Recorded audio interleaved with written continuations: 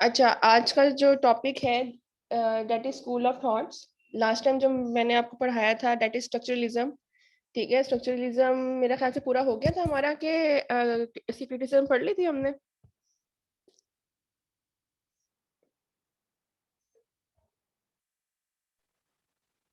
Ma'am जी अभी पढ़ना है। स्ट्रक्चरलिज्म बिल्कुल नहीं पढ़ाया था मैम मेरा ख्याल। फंक्शनलिज्म तक पढ़ लिया था मैम, फंक्शनलिज्म तक। जी, मेरा ख्याल से पढ़ लिया था, इसकी क्रिटिसिज्म पढ़ा दी थी मैंने। मैम फंक्शनलिज्म तक, स्ट्रक्चरलिज्म एंड फंक्शनलिज्म 2 पॉइंट पढ़ लिए थे हमने। फंक्शनलिज्म तो नहीं मेरे ख्याल से पढ़ाया था मैंने, स्ट्रक्चरलिज्म पढ़ाया था जहां तक मुझे याद पड़ता है, और इसकी क्रिटिसिज्म भी मैम मुझे। स्ट्रक्चरलिज्म पढ़ाया था, फंक्शनलिज्म नहीं पढ़ाया था। हाँ। यस मैम, दोनों पढ़े थे। चलो, ये कौन तुम लोग नींद में तो नहीं बैठे तुम लोग? मैंने पढ़ाया ही नहीं फंक्शनलिज्म, सिर्फ स्ट्रक्चरलिज्म पढ़ाया था, टाइम पूरा हो गया। मैम फिर हमने खुद पढ़ लिया होगा। हाँ, ये हो सकता है। अच्छी बात है, स्मार्ट लोग हैं आप फिर। गुड। ओके, मैं चलिए खैर मैं आपको ना एक ओवरव्यू दे देती हूँ। जो लोग कह रहे हैं कि नहीं पढ़ा था, उनकी भी थोड़ी रिवीजन हो जाएगी। और स्कूल ऑफ थॉट जो है वो हिस्टोरिकल बैकग्राउंड के अंदर ही आ जाता है। ठीक है। और ये इटसेल्फ जो है एक लॉन्ग क्वेश्चन है। इसके ऊपर ये जो 5 पॉइंट्स हैं, structuralism, functionalism, behaviourism, gestalt psychology and psycho analysis, ये अलग अलग नोट पे भी आ सकते हैं। इनकेस अगर आपका सब्जेक्टिव पेपर आता है तो 10 नंबर का जो अलग से नोट आता है ना, मतलब आपका एक जो लॉन्ग क्वेश्चन होगा, आपका जो एक लॉन्ग क्वेश्चन होगा वो होता है 20 मार्क्स का। जो ठीक है, इनके सब्जेक्टिव पेपर होता है। तो आपका जो कुछ क्वेश्चंस होते हैं उनको डिवाइड किया हुआ होता है पैरास में, कि right a note on the following, और उन्होंने 3 ऑप्शन दी हुई होती हैं, ABC। 10-10 नंबर की जो है ना वो ईच मार्क्स होता है, उनमें से कोई से 2 करने होते हैं। ये जिसका भी माइक ऑन है वो काइंडली म्यूट कर दें। माइक चेक करें सारे अपने।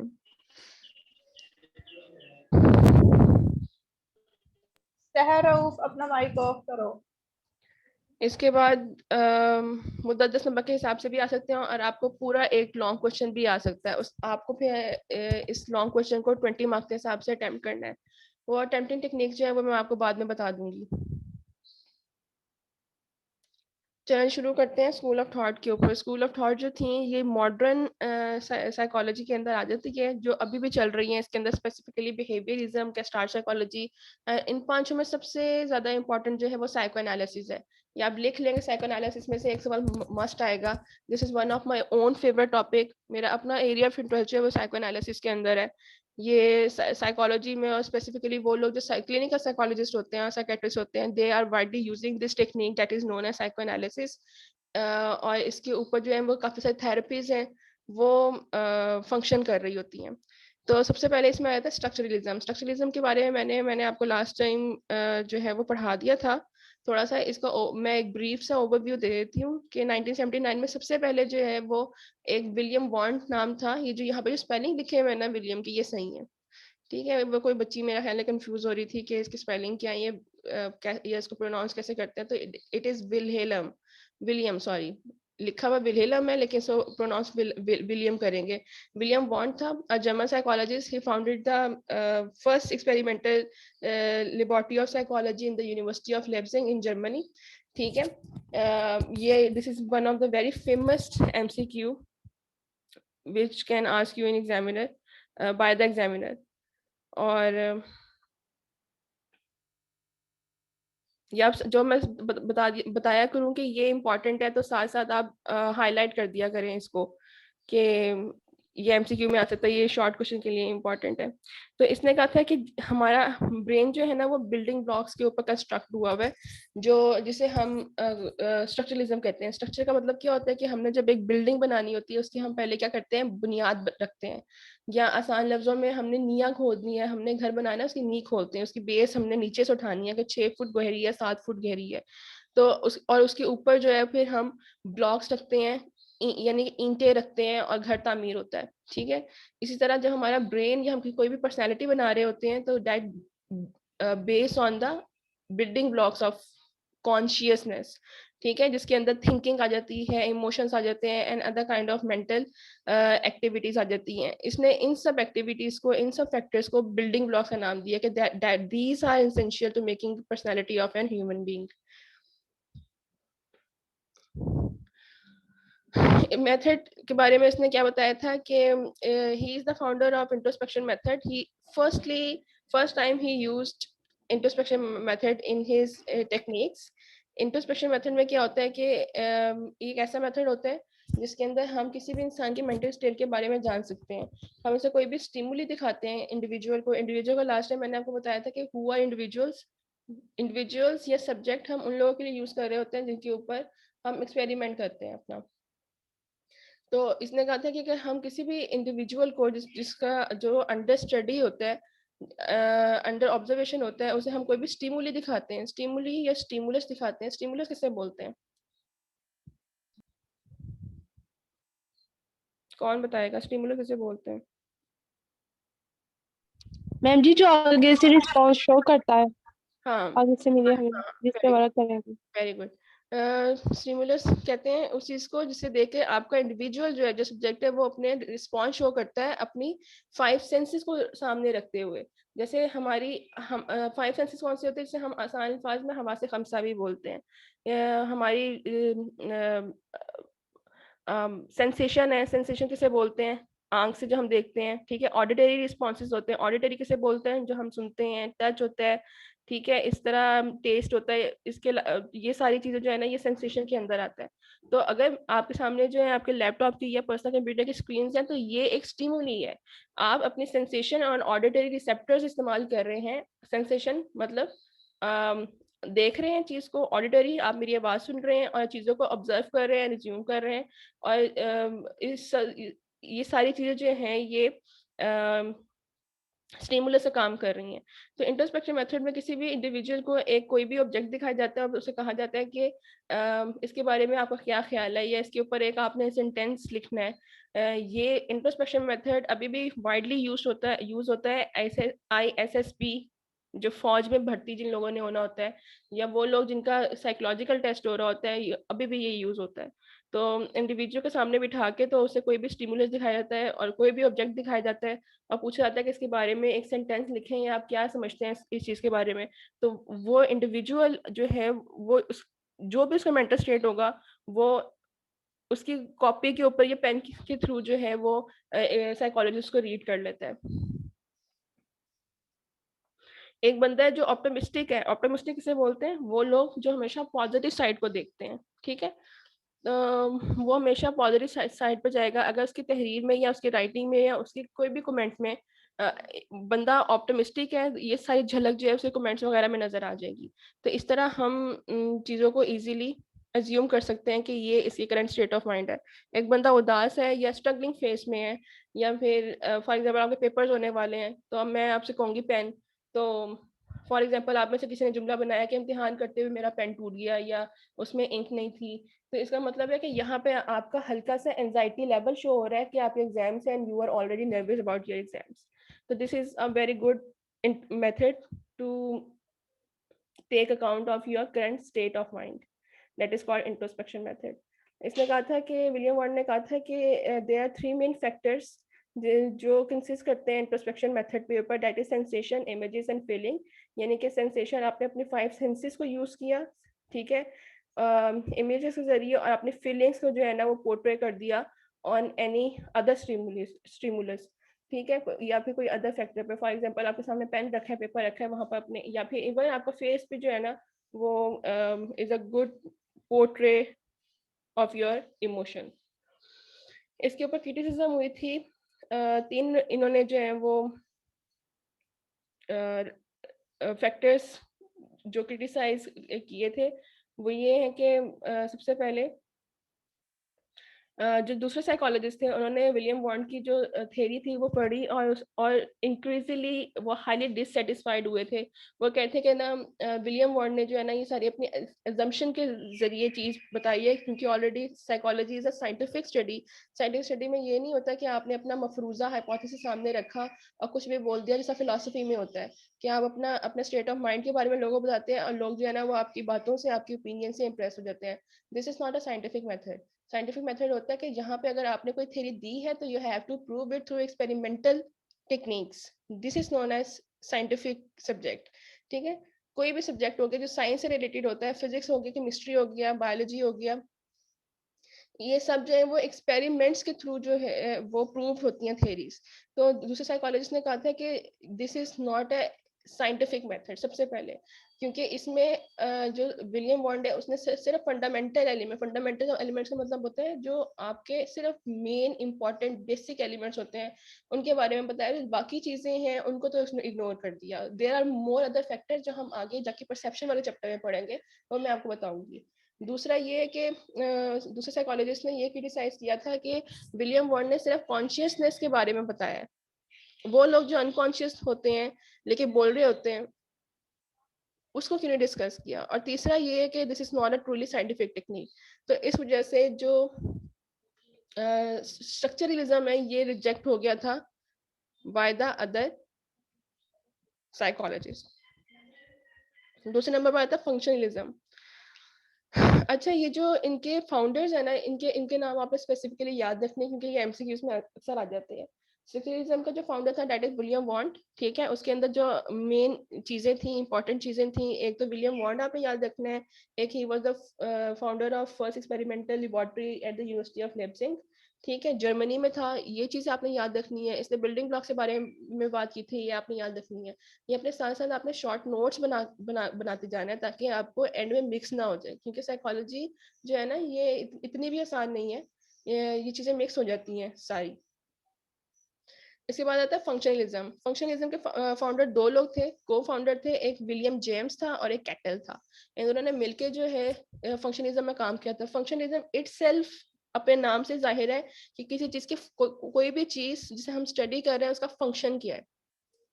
ठीक है, आपने इस चीज को एसोसिएट करके याद करना है कि फंक्शनलिज्म फंक्शन से निकला है और हमारा माइंड कैसे फंक्शन करता है हमने इसके बारे में पढ़ना है। यानी functions of all mental activities comes under the functionalism. मैंने ये चीज को अंडरलाइन भी किया हुआ है। Functionalism concentrated on what the mind is the function of mental activity. हमारा ब्रेन क्या काम कर रहा है ये हमने फंक्शनलिज्म में पढ़ना है। ठीक है, इसमें इंसान का एनवायरनमेंट जो है वो बहुत डिपेंड कर रहा होता है उसकी एक्टिविटीज के ऊपर।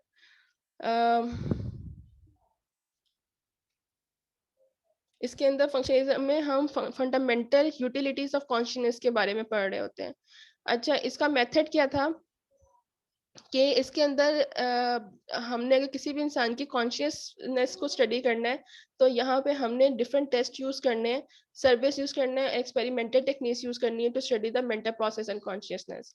This is the most important line of this school of thought that is known as functionalism. ठीक है, ये क्रक्स लाइन है इसकी कि फंक्शनलिज्म में क्या करते हैं कि हमने अगर किसी भी इंडिविजुअल की स्टेट ऑफ माइंड को टेस्ट करना है तो इसको 3 तरीकों से टेस्ट किया जा सकता है। दैट इज टेस्ट लेंगे कोई भी टेस्ट में, यहाँ पर थेरेपीज आ जाएंगी। ठीक है, सर्वेज होंगे और एक्सपेरिमेंटल टेक्निक्स होंगे to study the mental process of that person. और इसमें हम स्टडी करेंगे कि how exactly the specific individuals mind is functioning at the moment. उसका हम फंक्शन ऑफ ब्रेन हम स्टडी करेंगे, उसके बिहेवियर को हम स्टडी करेंगे। इसके अंदर जो मेन टॉपिक्स हैं फंक्शनलिज्म में वो है thinking, memory, consciousness, motivation, learning, and animal intelligence. Animal intelligence is specifically studied in the study with the animal। जब एनिमल्स के ऊपर एक्सपेरिमेंट्स कर रहे होते हैं तब एनिमल इंटेलिजेंस को हम सामने रख रहे होते हैं।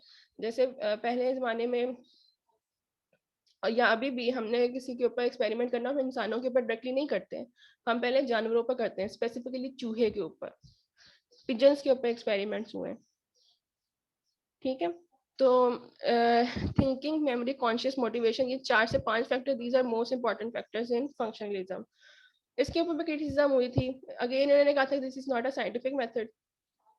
ठीक है, इसमें थेरीज हैं। आप अगर थेरी रखते हैं सामने कि अगर कि हमने किसी भी इंसान के माइंड को स्टडी करना है कि इसका माइंड फंक्शन कैसे करना है, तो you have to do experiments to prove your stance. ठीक है, विलियम जेम्स ने और कैटल ने इस चीज को साइंटिफिकली प्रूव नहीं किया था, तो सबसे पहले तो ये रिजेक्ट हो गया। ठीक है, अगेन उन्होंने क्रिटिसाइज किया था दूसरे साइकोलॉजिस्ट ने कि अनकॉन्शियसनेस को उन्होंने स्टडी किया ही नहीं है। ये सब लोग जो है ना वो कॉन्शियसनेस को स्टडी कर रहे होते हैं। Do you know what the difference between consciousness and unconsciousness? इस टाइम आप सारे बैठे हुए हैं या अपने हवास में बैठे हुए हैं, तो this is known as consciousness, ठीक है। अनकॉन्शियस मतलब होता है जब आपको अपने इर्द गिर्द की परवाह नहीं होती, फिक्र नहीं होती, पता नहीं होता आपको, अनकॉन्शियसनेस। और आपकी मेमोरी के अंदर, बल्कि ये अपनी असाइनमेंट लिख लें अपने लिए कि डिफरेंशिएट बिटवीन कॉन्शियसनेस, लिखें ये सारे अपने नोट पैड के ऊपर। इसके ऊपर आपने जो है ना डेफिनेशन लिखकर आपने अपने नोट्स के ऊपर डेफिनेशन लिखनी है। ये अक्सर आ जाता है कि differentiate between consciousness and unconsciousness. A consciousness के ऊपर की डेफिनेशन आपने देखनी है, दूसरा है अनकॉन्शियसनेस की, और तीसरा है सब कॉन्शियसनेस की। इन सब की डेफिनेशन लिख लें, अपने नोट्स के ऊपर लिख लीजिएगा जब आप नोट्स वगैरह बनाएंगे।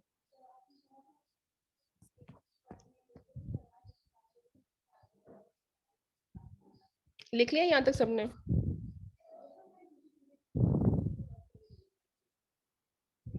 Yes, ma'am. जी. ओके अच्छा, दो चीजें होंगी। एक तो दूसरे साइकोलॉजिस्ट ने कहा था कि जो क्रिटिसिज्म किया था वो ये था कि साइंटिफिक मेथड नहीं है। दूसरा, इन्होंने सिर्फ कॉन्शियसनेस को स्टडी किया है, अनकॉन्शियसनेस को इन्होंने निग्लेक्ट कर दिया है। तीसरा, they did not specifically describe the relation of mind and body. उन्होंने सिर्फ माइंड के बारे में बताया था कि आपका माइंड कैसे फंक्शन करता है। Psychology is all about your behaviour, कि अगर आपका माइंड एक स्पेसिफिक तरीके से बिहेव कर रहा है तो आपका बिहेवियर कैसा होगा। आपका माइंड और बॉडी रिलेशन के बारे में स्पेसिफिकली साइकोलॉजी जो है वो स्टडी करती है। तो दूसरे साइकोलॉजिस्ट ने कहा था कि they only studied about the mind, ठीक है, कि हाउ डज इट फंक्शन, लेकिन ये नहीं बताया था कि what is the relationship of mind and body. तीसरी ये रिजेक्शन होगी। और चौथी रिजेक्शन ये होगी कि इन्होंने फुली एक्सप्लेन नहीं किया था फंक्शन ऑफ माइंड को। उन्होंने, ठीक है, कुछ एरियाज के बारे में जैसे मेमोरी हो गई, आपकी थिंकिंग हो गई, आपकी कॉन्शियसनेस हो गई, मोटिवेशन हो गई, लर्निंग, ये कुछ फैक्टर्स हैं आपकी पर्सनैलिटी के, आपकी ब्रेन के। तो विलियम जेम्स और कैटल ने सिर्फ इन 4-5 फंक्शन के बारे में कहा था, जो बाकी फंक्शन है उनको निग्लेक्ट कर दिया था। तो इस बेस के ऊपर फंक्शनलिज्म भी रिजेक्ट हो गई। ये 4 से 5 जो हैं इन्होंने क्रिटिसिज्म किए हैं। आपने इनकी हेडिंग्स जो है ना वो याद कर लेनी है और फिर लिख लेनी है। यहाँ तक कोई क्वेश्चन हो तो मुझसे पूछ लें।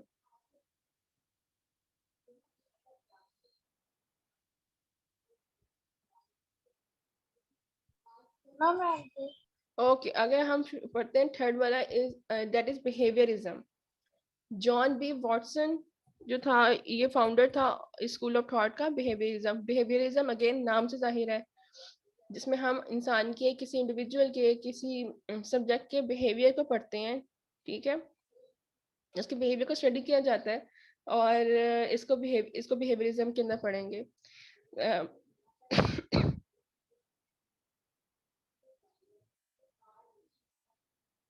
वो ये कहता था कि जिस तरह फंक्शनलिज्म के में विलियम जेम्स ने और कैटल ने बोला था कि हम किसी भी इंसान की का माइंड कैसे फंक्शन करता है इसको हम स्टडी कर सकते हैं, लेकिन जो जॉन बी वॉटसन था ये इस चीज़ पर फुली सेटिस्फाई नहीं था। वो उसका ये मानना था कि हमारा जो कॉन्शियसनेस है it can not be studied thoroughly and scientifically, ठीक है। तो हमें सबसे पहले अगर किसी भी इंसान के माइंड को पढ़ना है तो हमें उसका बिहेवियर पता चलना चाहिए।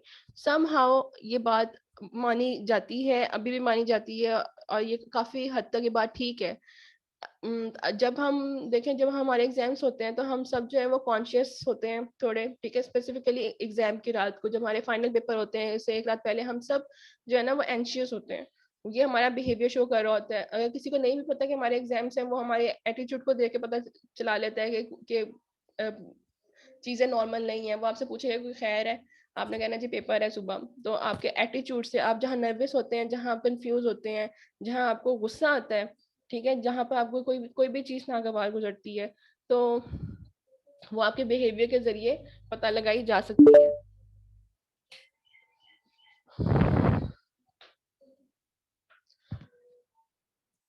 तो इसने कहा था कि अगर बिहेवियर को स्टडी करना है तो हम रिगोरियस वे में, रिगोरियस कहते हैं स्ट्रिक्ट वे में, जहाँ पे हम एक्सटर्नल स्टिमुलस को, एनवायरनमेंट को कंट्रोल कर सकते हैं। हमेशा याद रखना कि जब भी हम कोई एक्सपेरिमेंट करते हैं ना, वो चीजें यहाँ पे जो चीजें हैं 2 चीजों पर डिपेंड कर रहा होता है। आप माशाल्लाह 4th सेमेस्टर के स्टूडेंट्स हैं सारे, आपको पता होगा कि एक्सपेरिमेंट्स के दौरान हमारे पास 2 फैक्टर्स होते हैं, एक इंडिपेंडेंट फैक्टर होता है, एक डिपेंडेंट फैक्टर होता है। तो यहाँ पे हम चीजों को खुद कंट्रोल करते हैं, हम खुद डिसाइड करते हैं कि what should be independent and what should be dependent factor in our experiment और इन आवर सर्वे। ठीक है, तो इसे कहते हैं rigorous way to deal with experimental techniques. Rigorous मतलब होता है स्ट्रिक्ट। ठीक, उसने कहते हैं behaviour can be studied through rigorous objective and experimental manner. Objective का मतलब क्या होता है, जब हम कोई भी सब्जेक्ट किसी चीज को पर काम कर रहा होता है तो हम कहते हैं ये इसकी ऑब्जेक्टिव टेक्निक है, इंसान की अपनी टेक्निक है। तो वाटसन ने कहा था कि किसी भी इंसान का बिहेवियर एक्सपेरिमेंट के थ्रू जो है पता लगाया जा सकता है, और किसी भी इंसान का बिहेवियर उसकी कॉन्शियसनेस पे डेफिनेटली डिपेंड करता है और उसके एनवायरनमेंट पे डिपेंड करता है। अगर आपका उठना बैठना पढ़े लिखे लोगों में है तो आप डेफिनेटली उनके साथ उनके उनके मुताबिक ही काम करेंगे। क्यों कहते हैं कि आपकी कंपनी मैटर करती है। जब हम स्कूल जाने लगते हैं तो आपके पेरेंट्स क्यों कहते हैं कि आपने हर किसी से दोस्ती नहीं करनी, आपने पहले आपने क्लास के अच्छे बच्चों से दोस्ती करनी है। ये इसलिए कहा जाता है क्योंकि ये जो है इनका क्योंकि इन्वायरमेंट जो है आपके बिहेवियर पर डिपेंड कर रहा होता है।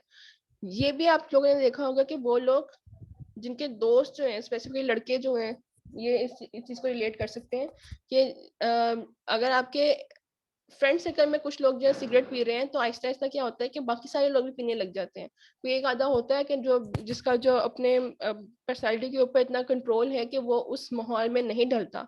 ठीक है, तो क्या होता है कि क्या दो स्मोकिंग करते हैं तो हमने भी स्मोकिंग करना स्टार्ट कर दी। This is one of the bad habits वैसे। ठीक है, तो ये आपके एनवायरनमेंट का असर हो रहा है आपकी पर्सनालिटी के ऊपर, क्योंकि आपके फ्रेंड्स में ये बैड हैबिट है तो आहिस्ता आहिस्ता उनको देखा देखी आपने भी शुरू कर दिया, ये बैड हैबिट आपने अडॉप्ट की है। जहाँ पे 2 तरह के एक्सपेरिमेंट्स आगे आ जाते हैं जो आपके सिलेबस में नहीं है, लेकिन जो बिहेवियरिज्म है इसके अंदर आप ब्रीफ सा पढ़ लेंगे।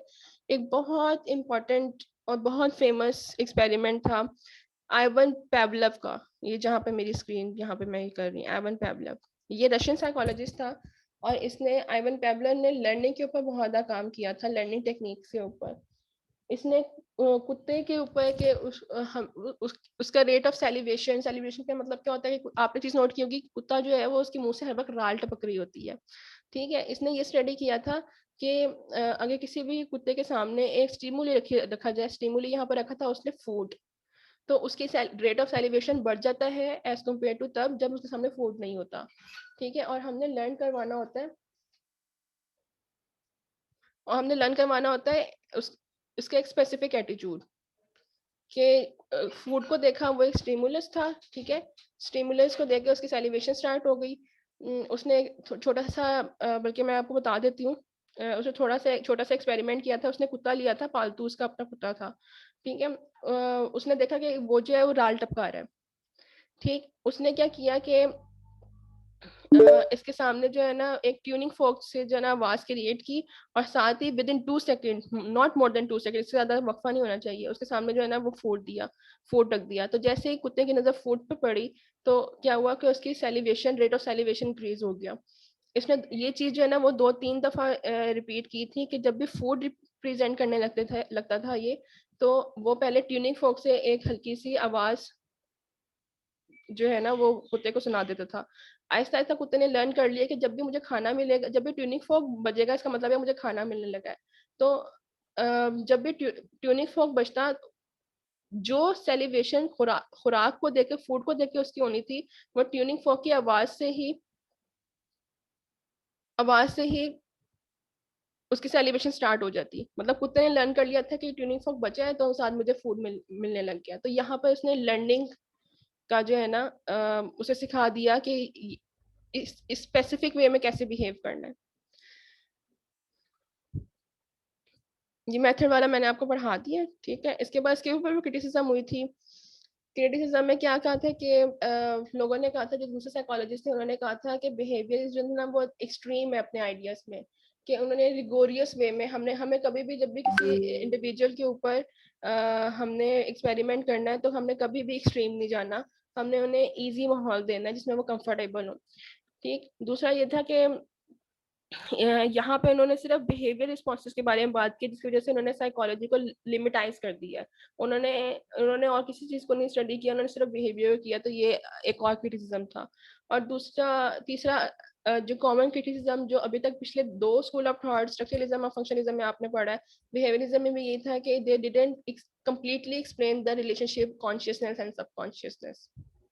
इसकी वजह से बिहेवियरिज्म भी समहाउ रिजेक्ट हो गया था, लेकिन अभी भी इसकी थ्योरीज जो है वो पढ़ाई जाती हैं, अंडरस्टैंड की जाती हैं। सम वर्ड इसकी थ्योरीज जो है वो काबिले मंजूर है, मतलब इस चीज को अंडरस्टैंड किया जाता है, एक्सेप्ट किया जाता है कि बिहेवियरिज्म किसी भी चीज की अगर मेंटल स्टेट के बारे में हमने पता चलाना है तो उसके बिहेवियर को हम स्टडी करेंगे। ये काफी हद तक ठीक है बात, ठीक है, as compare to structuralism, functionalism. इसके बाद आती है, अच्छा ये जो 5 स्कूल ऑफ थॉट्स हैं, इनमें सबसे ज्यादा इंपॉर्टेंट लास्ट 2 हैं, ठीक है, पेपर के पॉइंट ऑफ व्यू से, दैट इज गेस्टार्ट साइकोलॉजी और साइको एनालिसिस, जो 5th वन हम पढ़ेंगे। ये दोनों बहुत इंपॉर्टेंट है और इसमें से सवाल आएगा ही 100% में से दो जो नोट्स हैं जैसे लाजमन सवाल आएगा। यहाँ तक किसी का कोई क्वेश्चन हो तो मुझसे पूछ लें, कोई कंफ्यूजन हो तो।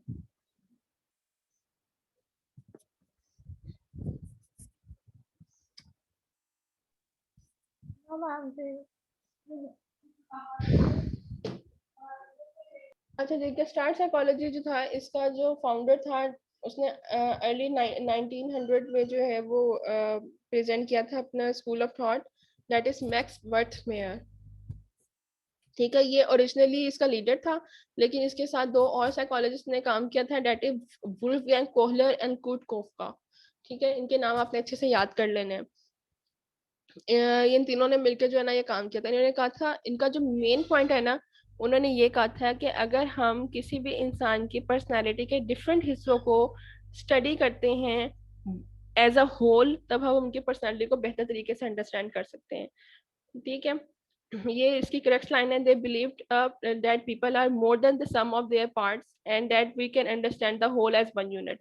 मतलब अगर कोई भी इंडिविजुअल है, हम उसकी पर्सनैलिटी के डिफरेंट हिस्से कर लेते हैं। फॉर एग्जाम्पल, किसी भी शख्स को ले लिया, हमने पहले देखा कि उसका मिजाज कैसा है, ठीक है, ये इसके पर्सनैलिटी का एक फैक्टर हो गया। उसे गुस्सा कितना आता है, वो सेंसिटिव कितना है, वो इंटेलिजेंट कितना है, उसकी मेमोरी कितनी अच्छी है, ठीक है, और वो लोगों के साथ जो उसके लोग अराउंड लोग हैं उनके साथ उसका बिहेवियर कैसा है, ये सारे पर्सनालिटी के कुछ हिस्से हैं।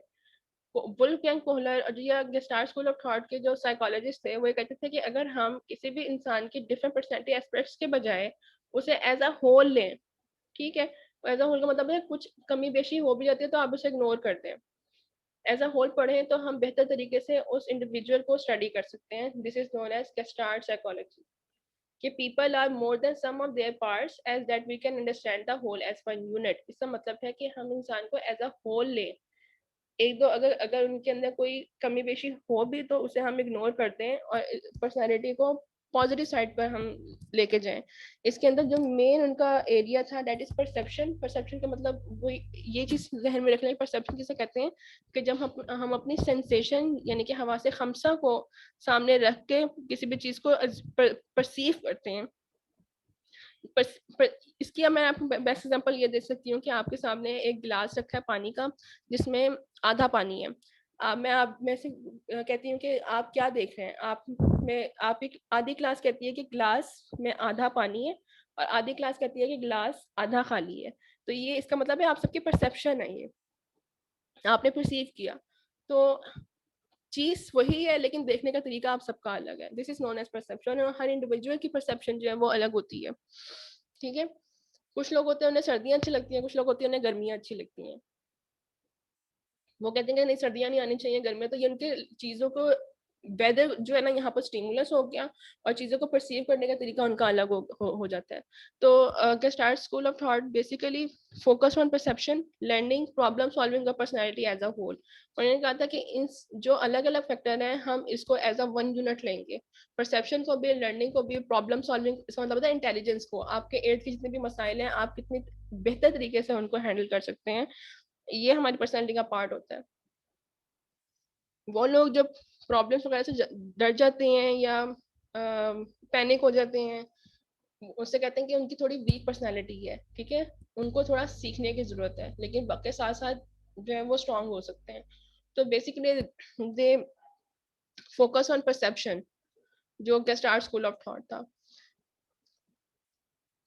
ये इसकी लाइन जो आपने जरूर पेपर में लिखनी है, अगर पेपर में आ जाता है कि gestalt school, what is gestalt school of thought, तो एक तो आपने ऊपर जो मैंने लाइन बताई थी वो आपने जरूर लिखनी है, और दूसरी ये लाइन जरूर लिखनी है, the whole is greater than sum of its part.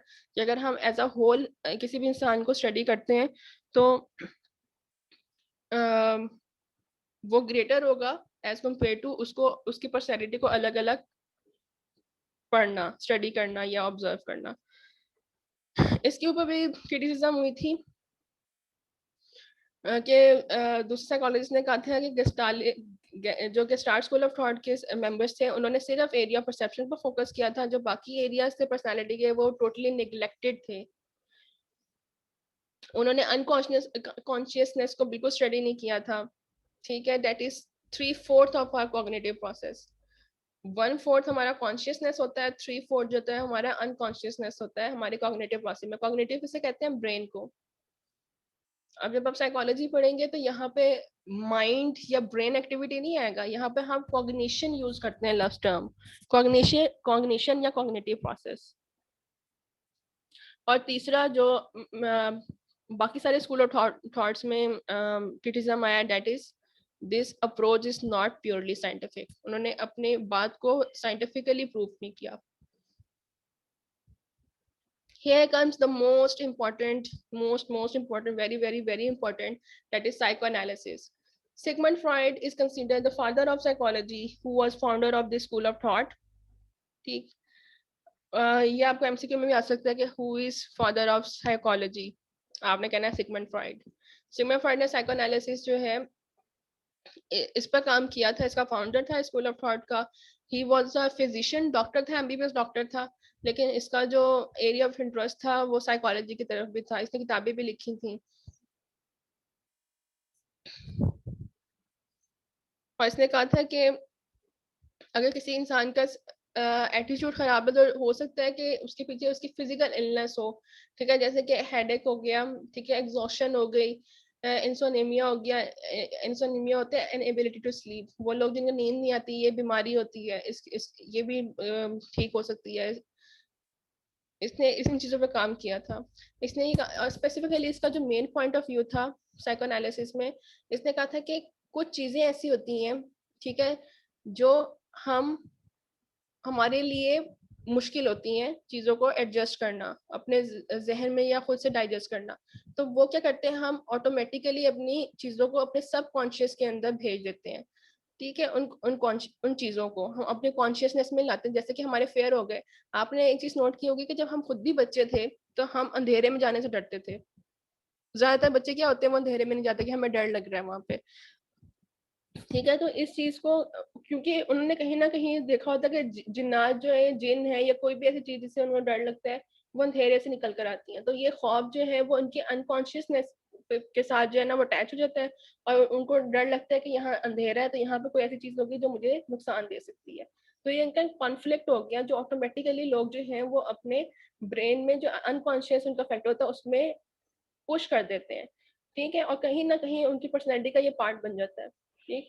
Conflict that had been pushed out of normal awareness and into a part of mind called unconsciousness।